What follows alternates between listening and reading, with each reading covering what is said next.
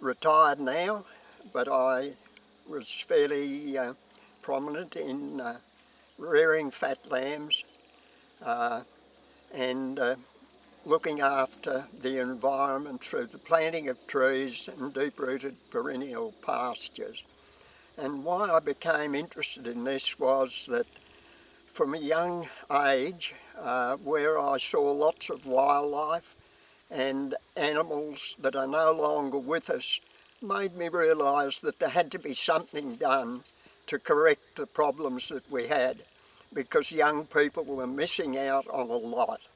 We became interested in developing a program that would cover the areas that our forefathers created by overkilling the trees and the bushland to grow crops and grass.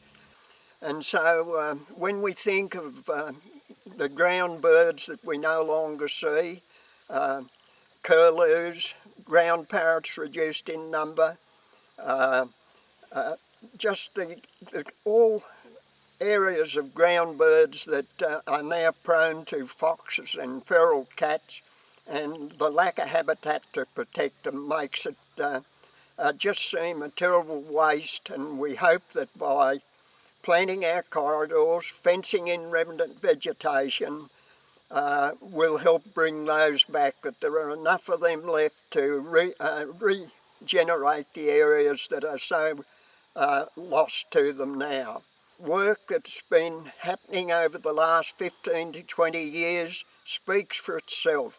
We can be quite proud of that achievement, and as we look forward, we can say to the next 10 or 15 years and really double up what we've already succeeded in, then we've done a lot to correcting those errors that I spoke about. We have certain programs operating now, particularly with children. The Livestock Health and Pest Authority join with us, and we do great work there. The schools provide children to help us in the work we're doing. Lagan School, 20 or 30. The primary school, Crookwell, up to 30 or 40. And so they just really learn at a young age. Many of them already know quite a bit about it too. But to have a day with them planting trees is so beneficial. And we hear tremendously pleasing reports back in the way they enjoyed the day and the things they learnt and helping us in what they were doing. One of the areas that really helped us on our way was, while I was a member of local government, Crookwell Shire at the time, I combined with Doreen Wheelwright, who was a Lachlan Catchment officer, and we were very fortunate being able to develop the interest of that particular council in, I think it was about 94, in taking a real interest in land care.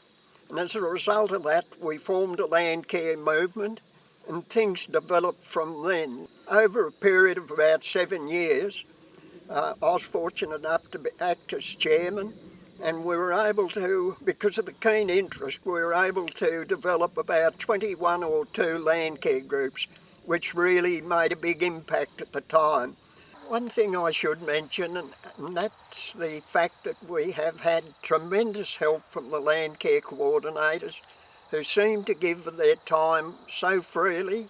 They just are always available to assist us in securing money, helping with applications for funding and field days, all these kind of things. Without them, we would probably run fairly flat. Eric has been an inspiration during the period of time of the formation of a lot of our groups. During that early period, when groups were beginning, Eric attended quite a lot of meetings, gave his points and gave them very good advice on how to establish their group and the way to go about it. He also has been inspirational in sending quite a lot of new farmers and new planting groups to us to get started, which has been great because we've been able to put them in touch with Greening Australia, for so many different projects, and that's really boosted their time along. Over the last almost 20 years, people around our area certainly consider Eric as the father of land care in our area.